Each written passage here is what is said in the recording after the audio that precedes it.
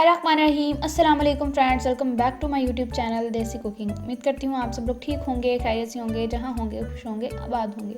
आज हम बनाएंगे बहुत ही मज़ेदार सी, बहुत ही टेस्टी सी रेसिपी। और हम बनाएंगे दाल की टिक्कियाँ, मूंग की दाल की हम टिक्कियाँ बनाएंगे और उसके साथ ही थोड़े से हम आलू भी ऐड कर देंगे। तो चलिए चलते हैं, इसको हम बनाते हैं। बहुत ही मज़ेदार आसान सी रेसिपी है। और उसके लिए सबसे पहले हमने यहाँ पर ली है 1 पाव मूंग की दाल। उसको हमने अच्छे से वॉश कर लिया था, धो के अच्छे से साफ़ करके। और उसके बाद हमने इसको बॉईल कर लिया है। जितनी दाल हमने ली है उसी में थोड़ा सा पानी ऐड करके बिल्कुल आपने इसको बॉईल करना है, ताकि ये ज़्यादा पतली ना हो जाए। और उसके बाद हमने इसको निकाल लिया है। और उसके साथ ही हमने आधा किलो आलू लिए हैं और उनको हम अच्छे से मैशर की मदद से मैश कर लेंगे, ताकि अच्छे से आलू जो हो टिक्कियों को कंबाइन करने में मदद करते हैं। तो इसी वजह से हम इसमें आलू ऐड करें साथ। तो दाल और आलू को अब हम ऐड कर लेते हैं, दाल को आलूओं में, और अच्छे तरीके से इसको मिक्स कर लेंगे। और उसके साथ ही हमने ऐड करना है 1 मीडियम साइज़ का प्याज, हमने बारीक कट कर लिया था। और उसके साथ हमारे पास है 1 मीडियम साइज़ का टमाटर और 3 से 4 हरी मिर्चें बारीक कट की हुई हमने ऐड कर देनी है।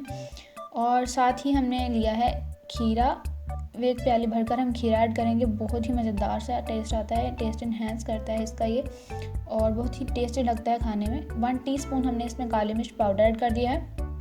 और 1 टीस्पून भरकर हमने इसमें धनिया पाउडर, 1 टेबलस्पून भरकर नमक और हाफ़ टी स्पून हल्दी पाउडर और 1.5 टेबलस्पून हम इसमें रेड चिली पाउडर ऐड करेंगे। आप अपने टेस्ट के मुताबिक कम या ज़्यादा भी कर सकते हैं मसाले।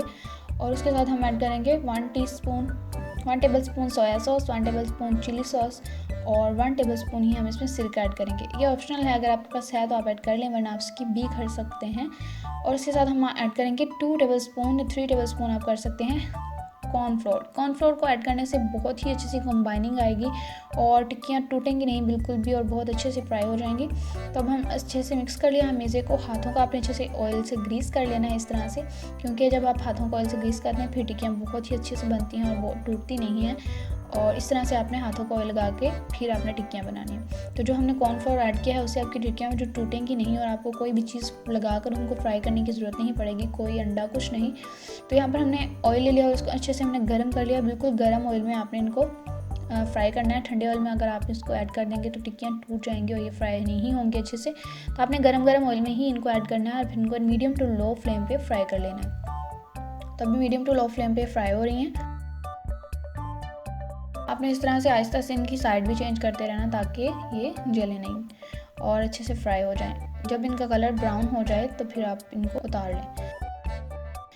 तो अभी टिक्कियाँ हमारी बिल्कुल फ्राई हो चुकी हैं, अब हम इनको उतार लेते हैं। तो माशाल्लाह अल्हम्दुलिल्लाह बहुत ही मज़ेदार से हमारी टिक्कियाँ फ्राई हुई हैं। आप देखिए, मैंने इनको कोई चीज़ नहीं लगाई थी, ना अंडा, कोई भी ऐसी चीज़ हमने लगा के इसको डिप करके फ्राई नहीं किया। डायरेक्ट हमने जैसे इसको बनाया था बिल्कुल वैसे ही फ्राई कर लिया, क्योंकि हमने इसमें कॉर्नफ्लोर ऐड किया था।